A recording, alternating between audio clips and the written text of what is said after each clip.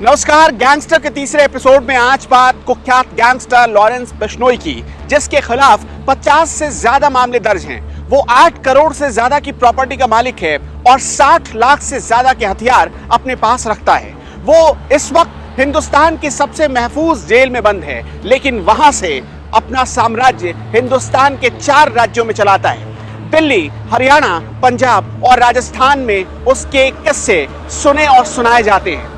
उसकी दहशत इतनी है कि उसके आगे बाकी सारे गैंगस्टर फीके लगते हैं।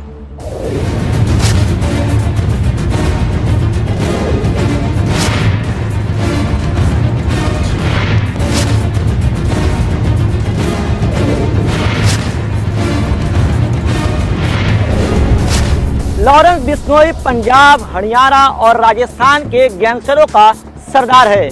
माना जाता है कि लॉरेंस बिश्नोई के आगे काला जठेरी भी पानी भरता है।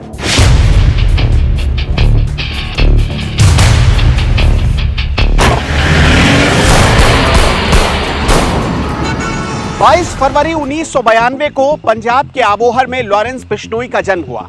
उसकी उम्र वैसे तो सिर्फ 28 साल ही है, लेकिन 28 साल की उम्र में जुर्म की दुनिया में जो दहशत उसने बनाई और जिस तरीके से साम्राज्य विस्तार किया, उसने बाकी गैंगस्टर को पीछे छोड़ दिया। उसका जन्म वैसे तो एक हिंदू परिवार में हुआ है। बचपन में ही उसका नाम रख दिया गया लोडू डॉन।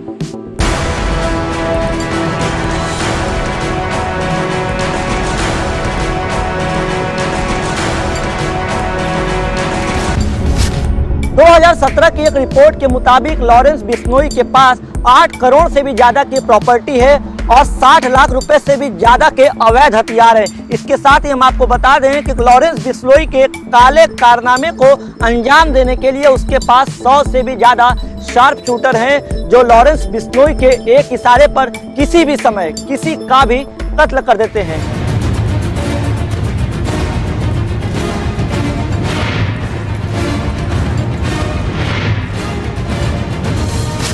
लॉरेंस बिश्नोई के काम करने का तरीका थोड़ा अलग है। वो अपने फेसबुक की डीपी पर भगत सिंह की तस्वीर लगाता है। वो खुद को क्रांतिकारी बताता है। वो खुद को समाज सेवी भी कहता है और इसके साथ साथ वो एक स्टूडेंट संगठन भी चलाता है, जिसका नाम है सोपू, यानी student organisation of Punjab university. कहा जाता है कि इसी स्टूडेंट संगठन के जरिए उसने जुर्म की दुनिया में अपना कदम रखा था।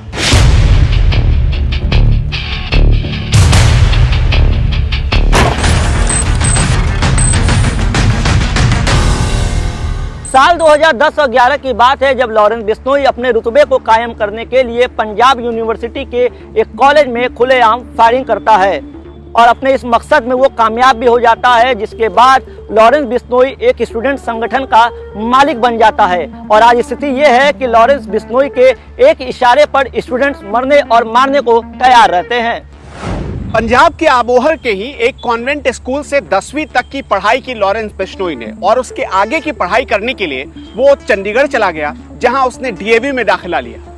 12वीं पास करने के बाद चंडीगढ़ यूनिवर्सिटी में उसने दाखिला ले लिया और इसी दौरान उसने एक स्टूडेंट संगठन बनाई, जिसका नाम रखा गया सोपू, यानी student organisation of Punjab university.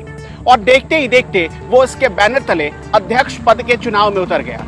उसके खिलाफ चुनाव में उदय शाह और डग ग्रुप के बड़े बड़े लोग उतरे थे। इस चुनाव में लॉरेंस बिश्नोई की हार हो गई, लेकिन लॉरेंस बिश्नोई इस हार का बदला लेने की खातिर अंदर ही अंदर जल रहा था।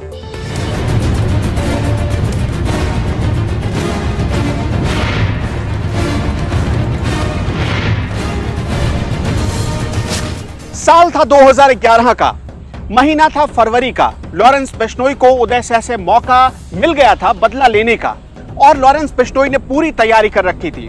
दोनों गुटों में आमने सामने की फायरिंग हुई, जबरदस्त फायरिंग हुई, जिससे चंडीगढ़ का सेक्टर 11 दहल उठा था। कहा जाता है कि इसके बाद पुलिस ने मुकदमा दर्ज किया। लॉरेंस बिश्नोई के ऊपर दर्ज ये पहला मुकदमा था।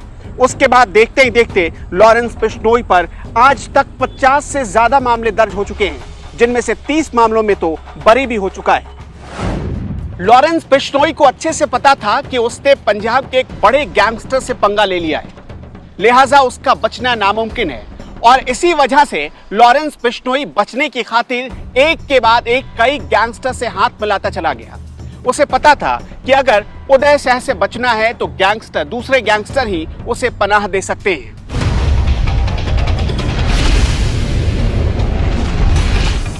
लॉरेंस बिश्नोई के लिए किस्मत की बात थी कि साल 2006 में डिम्पी नाम के शख्स की हत्या होती है, जिसका आरोप रॉकी और लॉरेंस बिश्नोई पर था। लॉरेंस बिश्नोई तो इस मामले में बच गया, लेकिन रॉकी पर एफआईआर दर्ज हो गई। इस तरह की एक और घटना साल 2011 में पंजाब के फिरोजपुर में हुई फाइनेंसर के साथ लूट की घटना। इसमें भी लॉरेंस बिश्नोई का नाम तो सामने आया, लेकिन मुकदमा दर्ज नहीं हुआ। इस घटना से आप समझ सकते हैं कि स्कूल से लेकर कॉलेज तक लॉरेंस बिश्नोई अपराध की दुनिया में कदम रख चुका था। इसके साथ ही पुलिस को भी चकमा देने में माहिर हो चुका था। साल 2011 में लॉरेंस बिश्नोई पर छात्र नेता की हत्या की कोशिश करने का पहला मामला दर्ज हुआ था। इस मामले में उसे जेल जाना पड़ा, लेकिन बहुत जल्द वो जमानत पर रिहा भी हो गया। इसके कुछ ही दिन बाद .5 बोर के पिस्टल रखने के मामले में उसे जेल हो गई। कहा जाता है कि 12 अगस्त 2012 को चंडीगढ़ के सेक्टर 34 थाने में लॉरेंस बिश्नोई के खिलाफ एक और संगीन मामला दर्ज हुआ। उसके ऊपर आरोप लगे कि उसने रंगदारी मांगी, हत्या की कोशिश की और दंगा भड़काने की कोशिश की।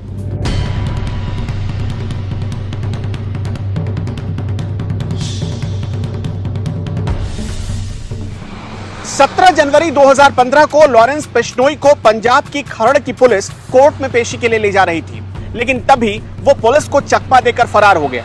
कहा जाता है कि उसके मामा के 2 बेटों की दिसंबर 2014 में हत्या कर दी गई थी।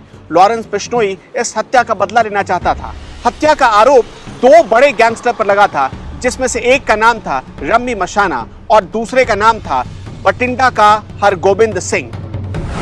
लॉरेंस बिश्नोई रम्मी मशाना और हरगोबिंद सिंह से बदला लेना चाहता था, लेकिन इसके लिए बहुत जरूरी था कि वो जेल से बाहर रहे।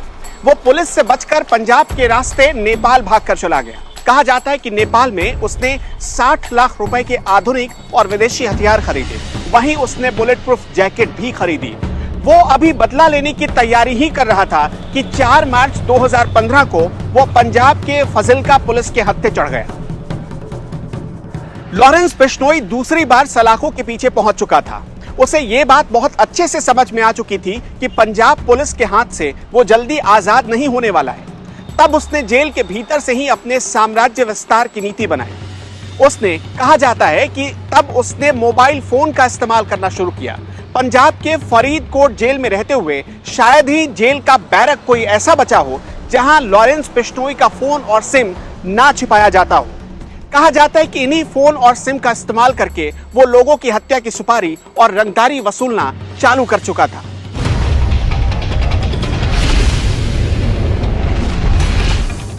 फरीदकोट जेल से ही लॉरेंस बिश्नोई ने जोधपुर के एक डॉक्टर चांडक और एक ट्रैवलर की हत्या की सुपारी 50 लाख रुपए मिली। कहा जाता है कि लॉरेंस बिश्नोई ने डॉक्टर चांडक की BMW कार में आग लगवा दी और उनकी हत्या करवा दी। इसके बाद जोधपुर पुलिस उसे फरीदकोट से प्रोडक्शन रिमांड पर लेकर जोधपुर जेल पहुंची, लेकिन जोधपुर जेल पहुंचने के बाद भी ये काला खेल लॉरेंस बिश्नोई ने छोड़ा नहीं था। हार कर उसे आखिरकार अजमेर की हाई सिक्योरिटी घूघा घाटी जेल में शिफ्ट करना पड़ा।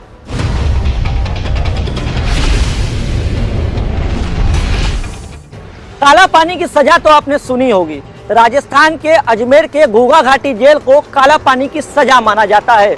उस समय इस जेल में कई सारे राज्य के दुर्दांत अपराधी बंद थे। अगर आनंद पाल की बात करें तो आनंद पाल के कई सारे शूटर्स और उसका भाई भी उस समय इस जेल में ही बंद था, जिस समय लॉरेंस बिश्नोई को इस जेल में लाया गया। और इस जेल में रहते हुए लॉरेंस बिश्नोई की दोस्ती आनंद पाल के भाई से हो जाती है।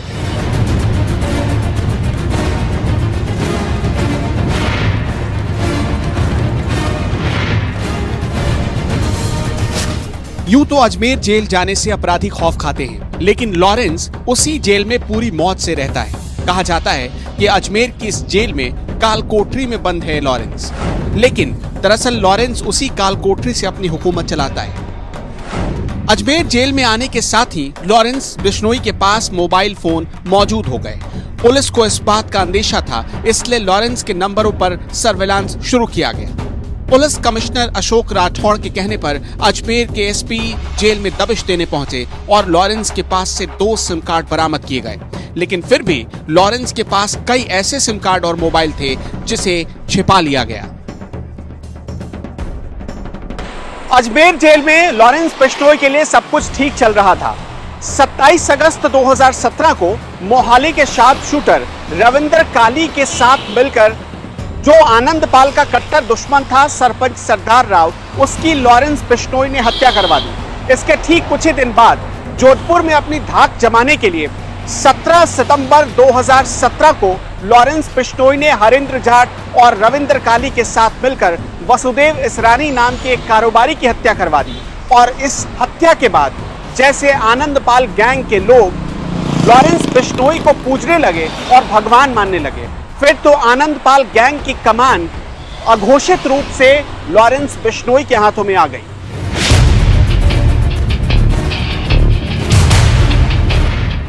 हालांकि इसके फौरन बाद पुलिस लॉरेंस के गुर्गों को गिरफ्तार करने में कामयाब रही। कहा जाता है कि इसके बाद लॉरेंस बिश्नोई टूट सा गया था, लेकिन धीरे धीरे उसी जेल से ही उसने अपने लोगों को इकट्ठा करना शुरू किया। जेल से जो भी जमानत पर बाहर आता वो लॉरेंस का आदमी बन जाता था और उसके लिए काम करना शुरू कर देता था। अप्रैल 2021 में दिल्ली पुलिस के स्पेशल सेल की काउंटर इंटेलिजेंस की टीम ने लॉरेंस के गैंग से जुड़े कई बदमाशों को गिरफ्तार कर लिया और खुलासा हुआ कि दिल्ली में लॉरेंस बिश्नोई गैंग कई कॉन्ट्रैक्ट किलिंग को अंजाम दे चुका है। तभी लोगों को यह भी पता चला कि वो और भी कई कॉन्ट्रैक्ट किलिंग को अंजाम देने वाले थे। सिर्फ दिल्ली ही नहीं बल्कि आउटर दिल्ली में डबल मर्डर का भी खुलासा हुआ। काउंटर इंटेलिजेंस के मुताबिक अजमेर की जेल में बंद लॉरेंस बिश्नोई दूसरे कई गैंगस्टर के साथ हाथ मिलाकर दिल्ली एनसीआर समेत पूरे नॉर्थ इंडिया में जुर्म की वारदातों को अंजाम देकर अपना दबदबा बनाने की फिराक में था। पिछले 6 महीने में लॉरेंस के कुछ गुर्गों की गिरफ्तारी के बाद जब एक बड़ी साजिश में लॉरेंस का नाम सामने आया तो दिल्ली पुलिस के स्पेशल सेल की काउंटर इंटेलिजेंस टीम ने दिल्ली की अदालत में एप्लीकेशन लगाकर उसे अजमेर जेल से दिल्ली लाने की गुहार लगाई। अदालत ने पूछताछ की मंजूरी दे दी, लेकिन अजमेर के जेलर ने इस दुर्दांत अपराधी को दिल्ली तक पहुंचाने में अपने हाथ खड़े कर दिए। लॉरेंस बिश्नोई जेल से ही बैठकर हरियाणा, राजस्थान और पंजाब में आज भी बड़े बड़े व्यापारियों से वसूली करता है और पैसा नहीं देने पर हत्या करने में जरा भी नहीं सोचता। फिलहाल लॉरेंस ने हरियाणा के कुख्यात गैंगस्टर काला जठेड़ी से हाथ मिला रखा है और वो उसके साथ मिलकर दिल्ली में कई वारदातों को अंजाम दे रहा है। लॉरेंस बिश्नोई कितना दुर्दांत हो चुका था, इसका अंदाजा आप इस बात से लगा सकते हैं, जिससे लॉरेंस बिश्नोई रंगदारी मांगने की कोशिश करता या जिससे वो रंगदारी मांगता था या फिरौती मांगता था, अगर उसने इनकार किया तो समझिए उसकी जान चली जाती थी। साल 2018 में भी लॉरेंस बिश्नोई तब सुर्खियों में आया जब उसने सलमान खान को जान से मारने की धमकी दी। कहा तो यह भी जाता है कि लॉरेंस बिश्नोई गैंग के कई गुर्गे मुंबई में सलमान खान के घर की रेकी करने गए। कई दिनों तक सलमान खान के घर की रेकी की गई, लेकिन तभी पंजाब और हरियाणा पुलिस को इसकी भनक लग गई और सारे गुर्गों को दबोच लिया गया। लॉरेंस बिश्नोई के पिता पंजाब पुलिस में कांस्टेबल की नौकरी करते थे, लेकिन लॉरेंस बिश्नोई अपराध और जुर्म की दुनिया का बादशाह बन बैठा। देखते ही देखते पंजाब, हरियाणा और इसके साथ साथ दिल्ली में उसके खिलाफ एक तो नहीं पूरे 50 मामले दर्ज किए गए। दिल्ली में उसने काला जठेड़ी के साथ हाथ मिलाया और यहां अपना साम्राज्य विस्तार करने लगा। कहा जाता है कि आजकल काला जठेड़ी से उसकी दोस्ती चल रही है। दोनों साथ मिलकर दिल्ली पर हुकूमत करते हैं, अपना कारोबार चलाते हैं।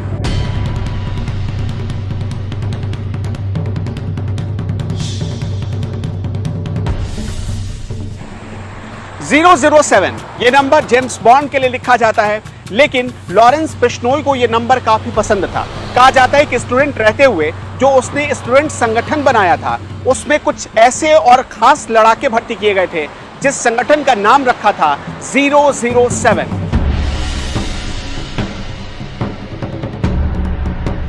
Gangster Lawrence Bishnoi social media पर भी बहुत एक्टिव रहता है और यही वजह है कि उसके 50,000 से ज्यादा फॉलोअर्स हैं। इसी फेसबुक पेज के जरिए लॉरेंस बिश्नोई ने सलमान खान को जान से मारने की धमकी दी थी।